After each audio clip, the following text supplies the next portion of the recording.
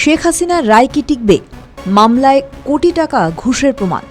তাজুল ইসলাম শুধু জামাত শিবিরের লোক বলেই যে তার আন্তর্জাতিক অপরাধ ট্রাইব্যুনালে চিফ প্রসিকিউটর হওয়াটা পরবর্তী সময়ে এই আদালতে হওয়া সব রায়কে প্রশ্নবিদ্ধ করবে তা এক প্রকার নিশ্চিত ছিল। কিন্তু তার থেকেও বড় বিষয় হলো তাজুল ইসলাম এবং তার ঘনিষ্ঠজনদের নিয়ে তিনি যে টিম তৈরি করেছিলেন তারা রীতিমতো টাকার লেনদেন করছিল। কাকে কত টাকা বিনিময়ে জামিন দেওয়া হবে আর কাকে রাজসাক্ষী করে অথবা শুধুমাত্র সাক্ষী করেই ছেড়ে দেওয়া হবে। সবথেকে ভয়ঙ্কর বিষয় হলো শেখ হাসিনার রাজসাক্ষী সহ বিভিন্ন মামলায় কাদেরকে অভিযুক্ত করা হবে এবং কাদের ছেড়ে দেওয়া হবে তাই নিয়ে তাদের পরিবারগুলির সঙ্গে টাকার লেনদেনের দর কষাকষি করছিলেন তাজুল ইসলাম এবং তার প্রসিকিউটর টিম। আর এটি এখন অভিযোগের জায়গায় নেই। বর্তমান চিফ প্রসিকিউটর আনিমুল ইসলাম বলছেন যে এই অভিযোগের প্রাথমিক প্রমাণ পাওয়া গেছে।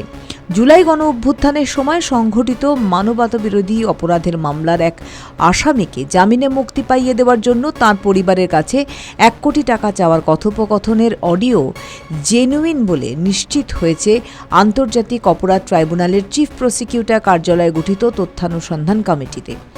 কমিটির প্রধান ও ট্রাইব্যুনালের চিফ প্রসিকিউটর মোহাম্মদ আমিনুল ইসলাম গত মঙ্গলবার সন্ধ্যায় বিষয়টি নিশ্চিত করেছেন। তবে 5 সদস্যের এই কমিটি এখনও প্রতিবেদন দাখিল করেনি, অনুসন্ধান চালিয়ে যাচ্ছে।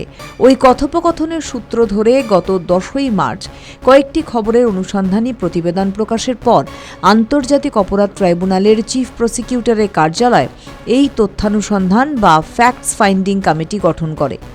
অডিওতে জুলাই গণ অভ্যুত্থানের সময় চট্টগ্রাম শহরে সংঘটিত মানবতাবিরোধী অপরাধের একটি মামলায় গ্রেপ্তার প্রাক্তন সংসদ সদস্য ABM ফজলে করিম চৌধুরীকে জামিনে মুক্তি পাইয়ে দেওয়ার জন্য তাঁর পরিবারের এক সদস্যের কাছে তৎকালীন প্রসিকিউটর মোহাম্মদ সাইমুম রেজা তালুকদারকে 1 কোটি টাকা চাইতে শোনা যায়।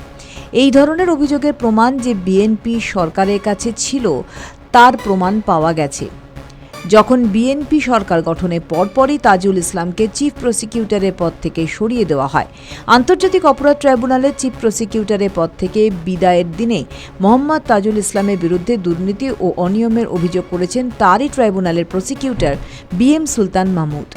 একটি মন্তব্যে প্রসিকিউটর সুলতান মাহমুদ লিখেছেন, গত বছর নভেম্বরের শেষ দিকে আশুলিয়ার লাশ পোড়ানোর মামলার আসামি SI আফজালুল হকের স্ত্রী সন্ধ্যার দিকে ভারী ব্যাগ নিয়ে প্রসিকিউটর তামিমের কক্ষে প্রবেশ করেন।